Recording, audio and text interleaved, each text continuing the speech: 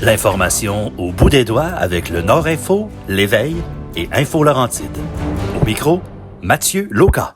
Il y a eu le dépôt la semaine dernière à l'Assemblée nationale d'une motion livrée par le député de Chomédé, Guy Ouellette, pour soutenir la région des Laurentides afin de miser sur un rattrapage financier et surtout agrandir les centres hospitaliers, dont le centre hospitalier de Saint-Jérôme.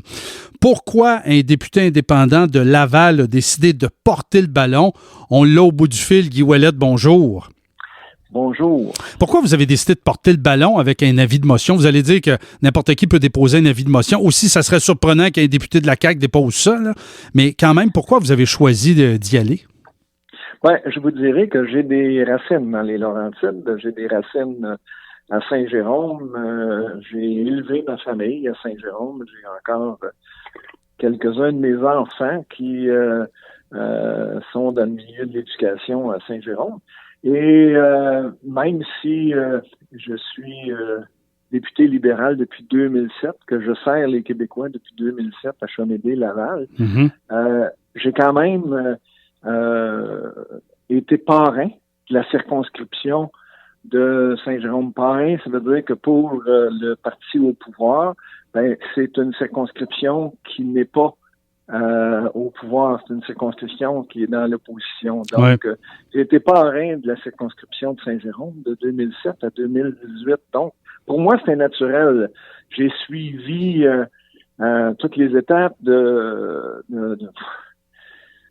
milieu de la santé, puis de l'évolution, puis le rapport de vérificatrice générale, puis les annonces que le gouvernement de M.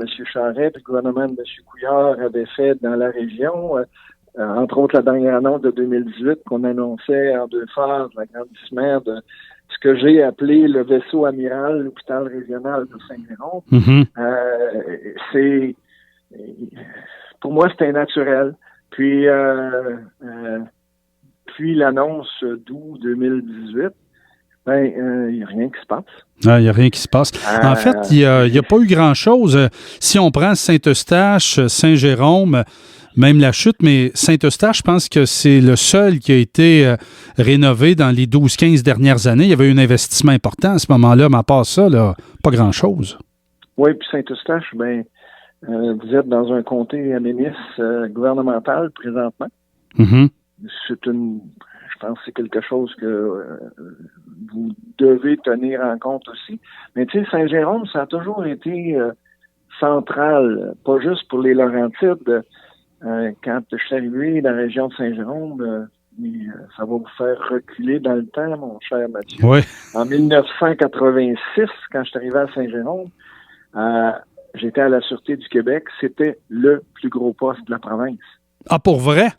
Ah oui, c'était le plus gros poste. C'était le poste où il se passait le plus d'événements. Le palais de justice de Saint-Jérôme était le palais de justice le plus occupé en région. Tu sais, ça a toujours bourdonné.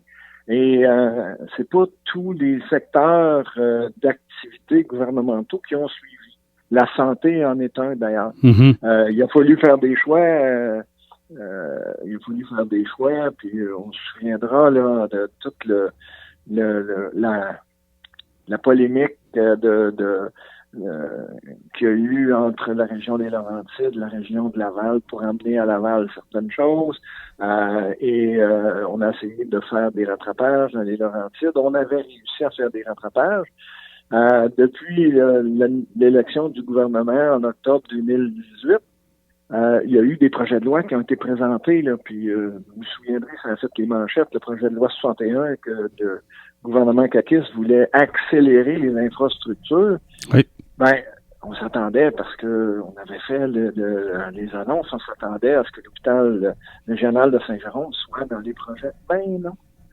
Et on s'attendait, et on est en droit de s'attendre avec une représentation caquiste très importante dans les Laurentides. Est-ce que il y a 76 députés, il y en a 15% qui est dans les Laurentides. On s'attendrait à ce que ces députés-là servent leur population.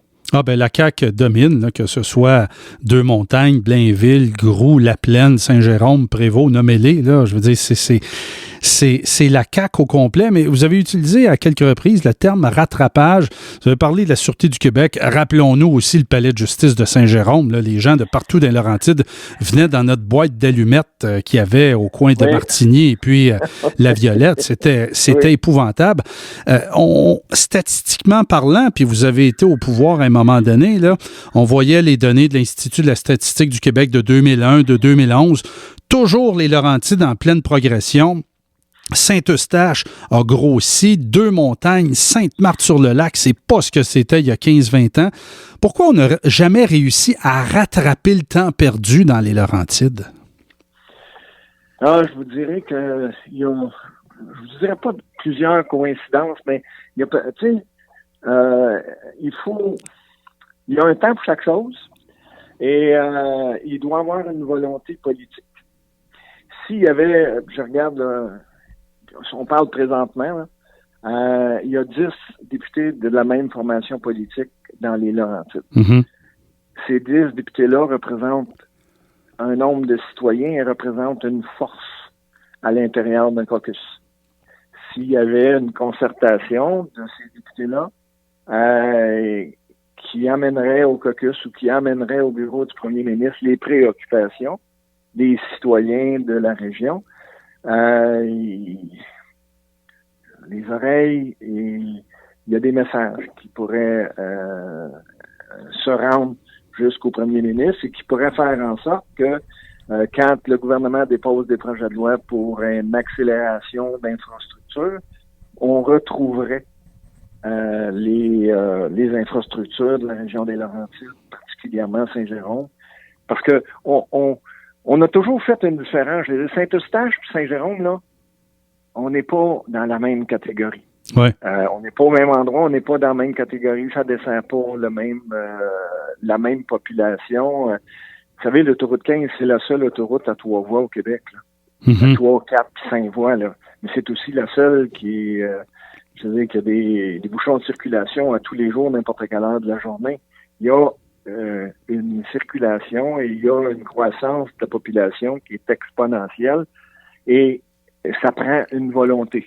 Si le politique, si la région, puis si les députés de la région ne réussissent pas à convaincre le bureau du premier ministre d'inclure la région dans les investissements gouvernementaux, on pourra en reparler dans 2 ans, 3 ans, 5 ans, 10 ans. Je veux dire, quand j'ai présenté cette motion-là cette semaine, la même journée, le gouvernement présentait une motion disant que, c'était présenté par le ministre de la Santé. Et là, la motion que lui a présentée, il faisait de la politique avec, en disant que, oui, l'Assemblée nationale demandera au gouvernement d'investir dans la région des Laurentides et de faire un rattrapage d'un héritage des autres gouvernements. Ouais. C'est pas ça que les citoyens veulent, là. Mm-hmm. Vous savez, dans la vie, l'avantage d'être indépendant, là, je vous dirais, c'est un des avantages. Il y a des inconvénients, mais c'est un des avantages.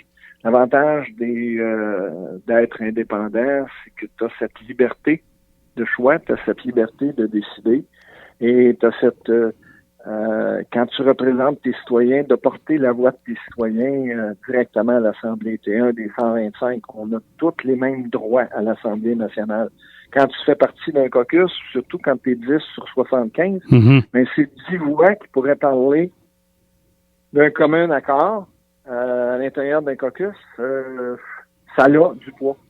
Je profite du fait que, comme vous le dites, vous êtes un député indépendant, vous êtes à l'Assemblée nationale depuis 2007. Il y avait un rapport, entre autres, sur l'hôpital de Saint-Jérôme qui datait de 2001 ou 2002. Là. Et oui, il y a eu un investissement quelque part en 2018, mais qu'est-ce qui a fait en sorte que l'argent n'est pas arrivé dans les Laurentides? L'argent n'a pas suivi.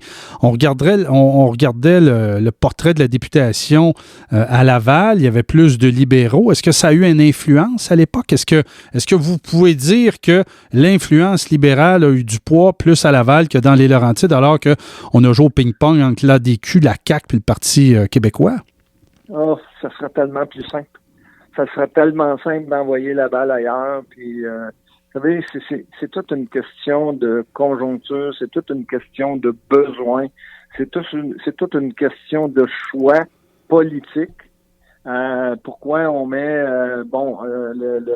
je me souviens à la Cité de la Santé, à cette époque-là, 2001, là, on a fait un pavillon pour la cancérologie, l'hémodialyse, etc. C'est un choix politique que vous voulez qu'il fasse. Au cours des années aussi, on se souviendra, politiquement, il y en a qui ont appelé ça de l'austérité, d'autres ont appelé ça une saine gouvernance des finances publiques, peu importe. Je veux dire, l'histoire nous donnera le nom approprié, mais à une certaine époque, il a fallu faire des choix financiers et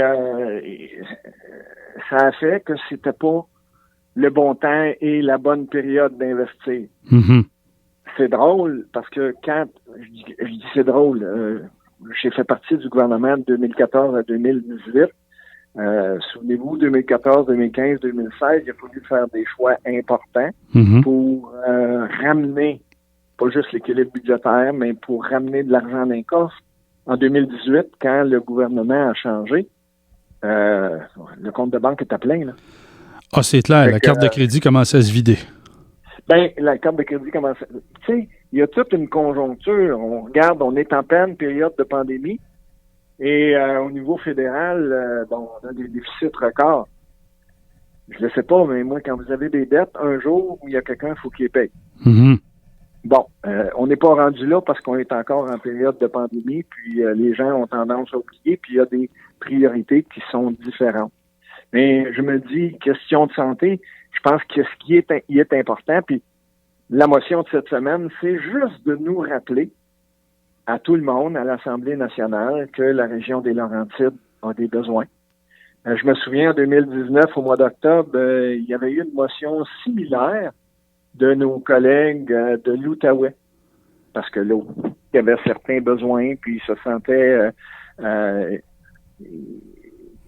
les citoyens avaient exprimé à leurs députés qui avaient des besoins un peu plus criants en Outaouais avec la situation limitrophe de l'Ontario. Ben, c'est le même principe là-bas, explosion démographique aussi, là. Oui, mais je pense que on rappelle à tout le monde cette semaine par cette motion-là qui a été, je le rappelle, adoptée unanimement par tous les députés de l'Assemblée nationale, y compris ceux du gouvernement. Je rappelle à tout le monde que, excusez, mais dans les Laurentides, là, oui, on peut bien faire de la politique puis mettre la faute sur tout le monde, puis on entend beaucoup, c'est à cause des libéraux parce qu'ils ont été là les 15 dernières années, puis tout ça, puis nous autres, on va être meilleurs, puis on va tout faire. Bon, un coup qu'on a fini de faire de la politique, les besoins des gens sont là. Il y a une croissance exponentielle de la population. Il faut que les services suivent. Et je pense que les seules personnes qui peuvent faire changer quelque chose, c'est les citoyens. Puis si les citoyens sont conséquents, puis si les citoyens appellent le député, puis si les citoyens écrivent à le député, puis si les citoyens font connaître à le député leurs besoins, ben les députés sont au service des citoyens. Parce que la journée que les citoyens te suivent plus et te font plus confiance, t'es pas là. Ils te changent. C'est clair, c'est clair. En terminant, M. Ouellet, vous êtes parmi les vétérans à l'Assemblée nationale. La circonscription de Chomédé, il n'y a pas eu beaucoup de députés dans l'histoire. Je pense qu'il y en a eu 3-4. Là. De mémoire, je me rappelle de Lise Bacon, je me rappelle de Tom Mulcair. Il y en a peut-être eu un autre là, qui m'échappe. Non, là, mais, arrêtez ça. Vous êtes en plein dedans. Bon, c'est ça, il y en a eu 3. Hein? Est-ce qu'on va vous revoir dans 1 an et demi sur les affiches électorales? Je vous dirais que les prévisions de vie sont qu'effectivement, je serai du rendez-vous électoral de 2022.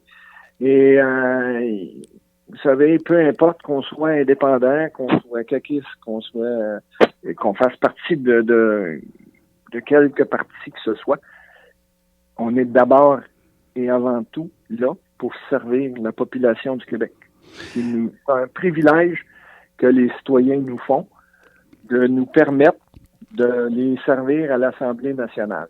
C'est donc à nous de ton opinion personnelle dans certaines choses. Tu peux avoir des opinions personnelles, mais si l'opinion des citoyens est contraire, c'est cette opinion-là qu'il faut que tu apportes au gouvernement. C'est celle-là qu'il faut que tu fasses connaître au gouvernement.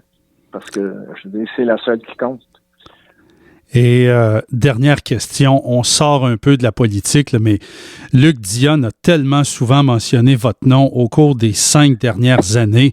L'auteur de District 31, vous le connaissez bien depuis nombre d'années. Avez-vous des scoops à nous donner pour le début de la saison 6? L'avez-vous inspiré pour des sujets? Qu'est-ce qui se passe de ce côté-là? Je vous dirais que, mon ami Luc, j'ai l'impression que déjà la saison 6, là, il ne sait pas. Je vous dirais aujourd'hui, au moment où on se parle, j'ai l'impression qu'il n'est pas encore rendu au mois de septembre. Là, il est en pause. Vous avez vu la fin cette année? Oui, bien sûr. Il y a tellement d'histoires. D'ailleurs, il y a plusieurs questions que je lui ai personnellement posées, mais ça a fini sur tellement d'histoires. On peut aller à tellement d'endroits avec ces histoires-là, de tellement de façons que il est très brillant. Mais il n'y a pas 1 800 000 Québécois qui le suivent assidûment tous les jours pour rien. Puis je vous dirais, c'est une fiction, hein? Oui. Mais rappelez-vous, à la saison 1, là, ce qui se passait au SPVM, ça se passait en même temps au SPGM. Là. C'était du copier-coller. Il y a des gens qui m'ont dit qu'ils avaient reconnu certaines répliques ou qui avaient reconnu certains événements qui se sont passés avec l'IPAC ou avec d'autres unités. Mais ça demeure une fiction. Et il a ce talent,